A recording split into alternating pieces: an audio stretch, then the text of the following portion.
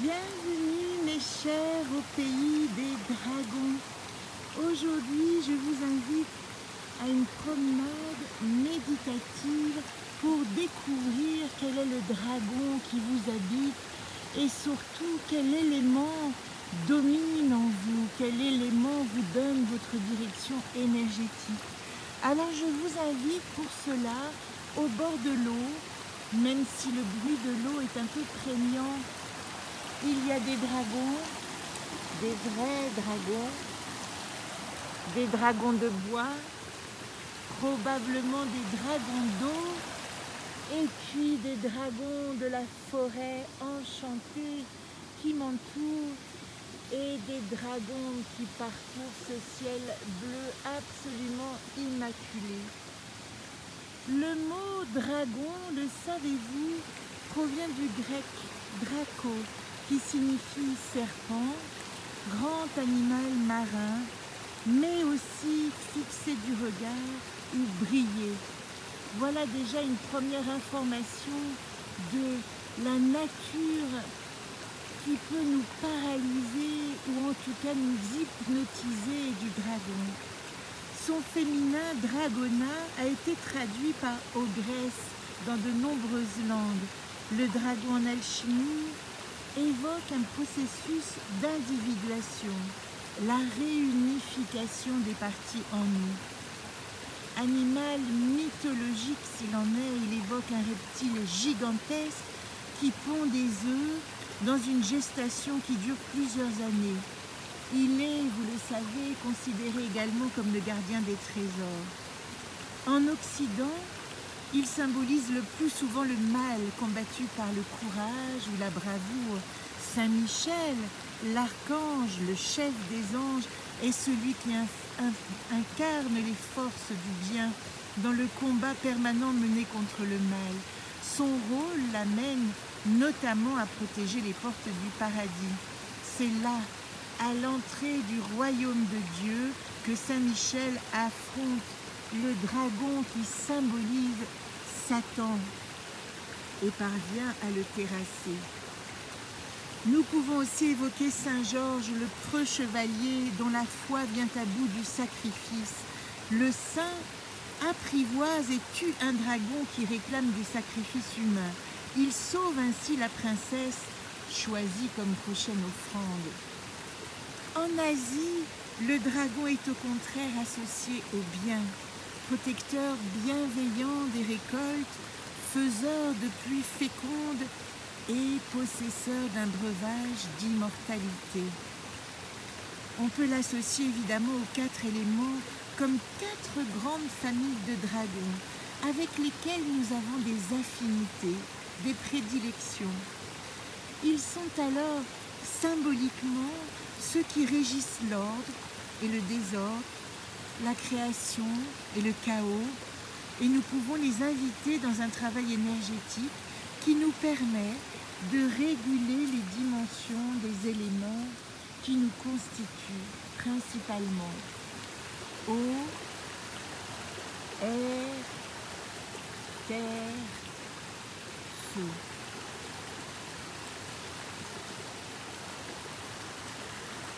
Nous allons maintenant parler de ces 4 gardiens.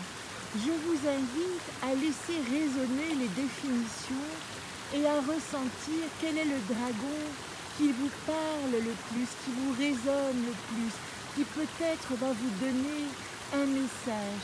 Ainsi, au terme de ces 4 définitions, des dragons de terre, d'air, d'eau et de feu, je vous inviterai à visiter votre grotte et à le rencontrer. Nous avons d'abord Graël. Graël, gardien de la terre, protège les montagnes, la forêt, les déserts et vit dans une caverne. On l'invoque pour rentrer en relation et développer nos talents, nos potentiels, révéler les secrets du cœur. Si vous êtes un dragon de terre, les mots-clés sont estime, profondeur, persévérance, ponctualité, tempérance, Responsabilité, établir des bases solides dans les entreprises de la vie, stabilité, prospérité, force personnelle. Mais vous avez peut-être aussi tendance à la paresse, à l'oisiveté, à la mélancolie, à la lourdeur, à la timidité, l'irrégularité, la déloyauté. Ce dragon Graël lié à l'hiver, à la coupe de vin, à minuit, au sel, aux pierres précieuses, vous donnera une dimension énergétique associée à l'élément terre. Et puis, nous rencontrons Naelian, gardien de l'eau. Naelian veille sur les océans, les sources, les lacs et les rivières et vit dans les profondeurs des lacs. Lui nous révèle le secret des profondeurs, nous ouvre le regard sur nos ombres et nous apprend à les apprivoiser, tout comme il peut nous apprendre aussi à équilibrer nos émotions. Si vous êtes un dragon d'eau, vos côtés positifs sont la modestie, la ferveur, la sobriété, l'amour, la compassion, la paix, la tranquillité, le calme, le pardon, la délicatesse, le contrôle des émotions. Mais peut-être devrez-vous prêter attention à votre tendance à l'indifférence, à l'insensibilité, au flegme, à la condescendance, à la timidité excessive, à la négligence ou à l'inconstance. Lorsque vous êtes un dragon d'eau, vous êtes relié à l'intuition, au coucher du soleil, à l'automne, à la coupe d'eau, et régi par la compassion, la paix de l'esprit et le calme.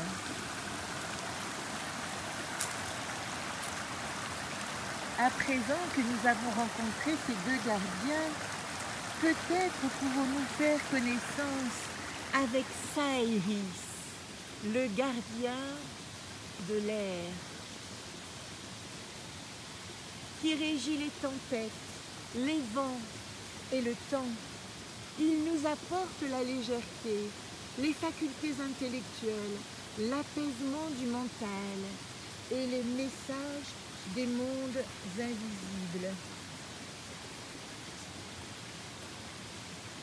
Quand vous êtes régi par Saïris, le dragon de l'air,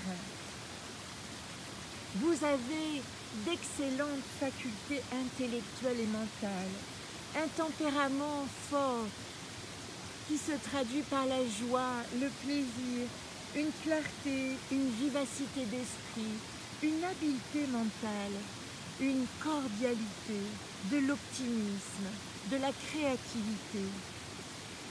Mais dans les côtés peut-être un peu négatifs, abuserez-vous de la légèreté, de la vantardise, du bavardage, des présomptions excessives, de la dissipation, de la frivolité, de l'inattention? Lorsque vous êtes régi par le gardien de l'air, Saïris, vous êtes lié au lever du soleil, au printemps, aux encens, à la baguette, aux cloches, aux nuages, à la respiration, à l'optimisme, la joie, l'intelligence, la rapidité mentale et le renouveau. Alors que reste-t-il? Nous n'avons pas parlé de Fafnir. Fafnir, le gardien du feu. Et prenons le magnifique Wood pour la représenter, la représentation du feu. Fafnir, gardien du feu, maîtrise les incendies et les volcans. Il est doux, mais actif et passif en même temps, et calme et agité.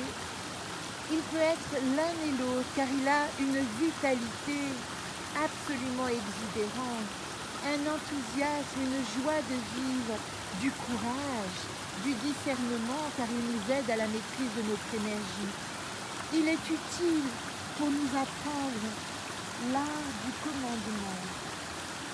Si vous êtes dragon de feu, vos côtés positifs sont la force, la puissance, le courage, l'activité, le mouvement, l'enthousiasme, la résolution, la détermination, le charisme. Mais prenez garde à vos colères, vos emportements, la jalousie, la haine ou le sentiment, le désir de vengeance. Si vous êtes régi par le dragon saphir, vous pouvez être lié aux angoisses, à l'heure de midi, aux dagues et aux épées, aux chandelles, aux brûleurs à encens, au soleil, au sang, à l'activité, au changement, au courage et à la passion. En voilà un bel exemple. Alors, pour cette introduction à la méditation du dragon, dans tous ses éléments, une petite précision. Si vous vous allongez pour écouter ces quelques mots, sachez que cette méditation ou cette promenade méditative est reliée au chakra en lien avec Fémène. Et le chakra qui est en lien avec Fémène, c'est le chakra qu'on appelle le chakra du chaudron, relié au second chakra. Le dragon est né de l'animal totem masculin qui occupe votre premier chakra et veille au lien du yin avec la terre, tandis que l'animal totem féminin est lié au 7e chakra tout en haut de votre tête et nous relie au Père Ciel et à l'énergie yang. Fémène, la carte fémène du féminin nous invite à rencontrer la déesse alchimique en nous, notre Aphrodite, à travers l'activation de ce second chakra, éveil du feu et du désir qui réside dans notre chaudron. Ce dragon, pour nous les femmes, est éveillé par le désir du masculin sacré, qui désire s'unir avec le féminin sacré. Il s'éveille dans l'appel de son autre, quand le désir se réveille et l'active au sein de la grotte de notre chaudron. Le dragon se nourrit de l'élixir de jouissance de sa gardienne. C'est ainsi qu'il produit le nectar le plus vivifiant et nous permet de donner toute cette dimension de vie éternelle à notre énergie intérieure. Il faut chevaucher le dragon, le nourrir du feu du plaisir d'être en vie. Ce dragon solaire irradie dans les profondeurs obscures. Et c'est ici que vous pouvez vous reposer au sein de ce 2e chakra, situé juste en dessous de votre nombril, l'activer pour nous les femmes. Le second chakra, l'activer dans le sens inverse des aiguilles d'une montre, c'est-à-dire qu'il va descendre à gauche, descendre à droite et monter à gauche dans le cycle d'énergie, descendre à droite, monter à gauche, comme si autour de votre nombril, un petit peu en dessous, vous pouviez activer une roue énergétique qui va vous donner la porte d'entrée, cette porte d'entrée à votre chaudron. Et ici, au lieu d'utiliser l'habituelle couleur orange reliée au 2e chakra, je vous invite à l'associer au jaune de l'éveil du feu, au jaune de l'activation du dragon, quelle que soit la nature de votre dragon. Activez le feu, ressentez si la grotte tout à coup à l'intérieur, au cœur de vous-même s'illumine.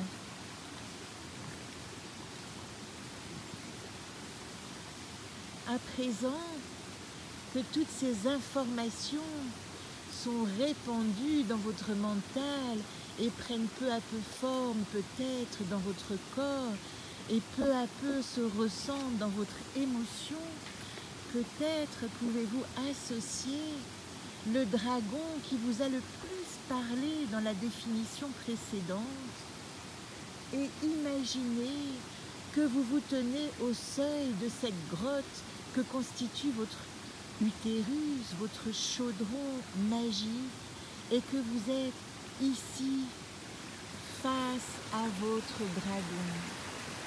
Quel est-il? De terre, d'air, de feu ou d'eau?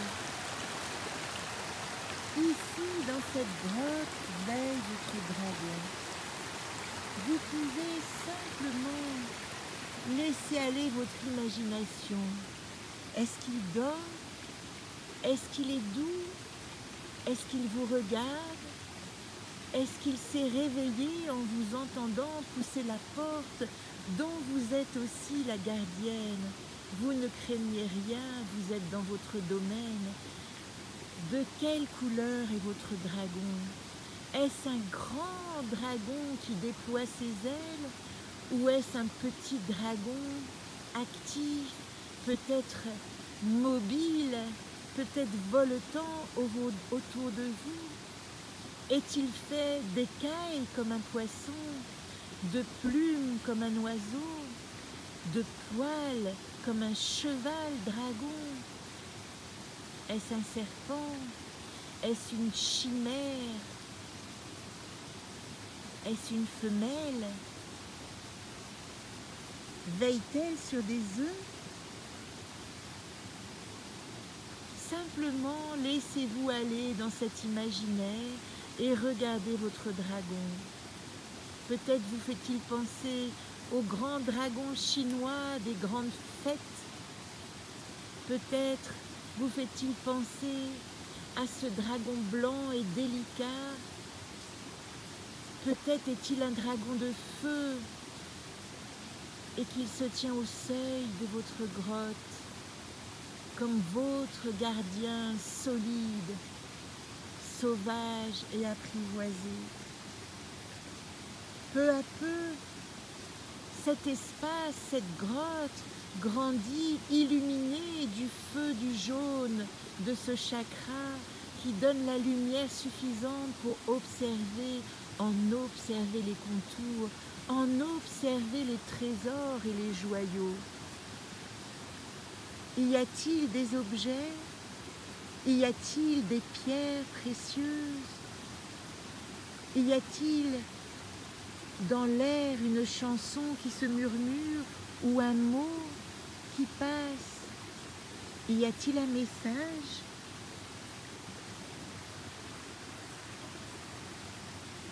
Le voyage est rapide et discret. Bientôt vous allez reculer et vous rendre compte que la grotte fait partie d'un immense paysage où peut-être d'autres entrées secrètes se devinent. Et vous voilà vous éloignant peu à peu de ce paysage, gardant en vous l'image de votre dragon.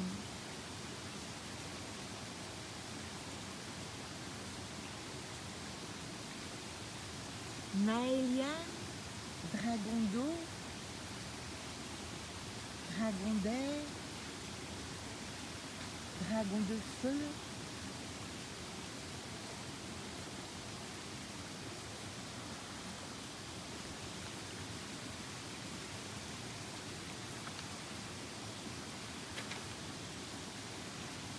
La promenade se termine.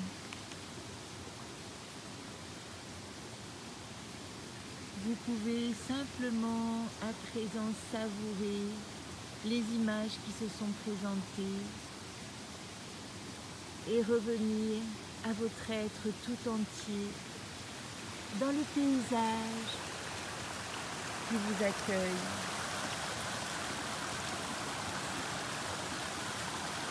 Merci Wood pour cet accompagnement improvisé.